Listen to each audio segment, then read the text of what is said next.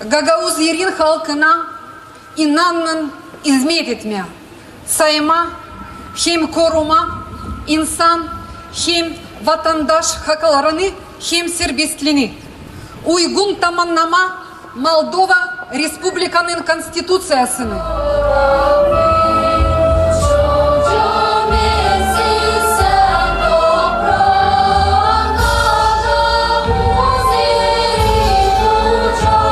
Инаугурация Башкана Гагаузии проходила сегодня под открытым небом на центральной площади столицы автономии и транслировалась в некоторых местных СМИ Гагаузии в прямом эфире. Новый Башкан Гагаузии Ирина Влах, выступая на сцене, дала клятву, что все эти 4 года будет ответственно относиться к должности Башкана, что сделает все возможное, чтобы улучшить жизнь в автономии. Произнесенное сегодня мной перед вами и всем гагаузским народом была принесена перед Богом и перед моей страной.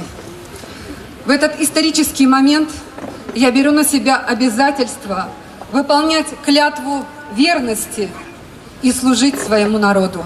Поздравительной речью выступили на инаугурации Башкана Гагаузии чиновники из Кишинева. Стоит отметить, что первые их слова звучали на гагаузском языке, после чего они поздравляли Башкана и давали напутствие. Уважаемые сограждане, межэтническое сотрудничество и межкультурный диалог важны для сплочения всех граждан вокруг общих ценностей и национальных интересов Республики Молдова. И я уверен, что вы сделаете все возможное, чтобы народ, те люди, кто вас выбрал, гордился вами и увидел, что вы смогли сделать все возможное для вашего народа. Спасибо. Поздравляю вас с этим праздничным днем, с днем вашей инаугурации. Я хочу пожелать вам и в дальнейшем, чтобы вы с такой же ответственностью относились ко всем жителям Гагаузии, Молдовы, чтобы вы всегда помнили, что над нами Бог.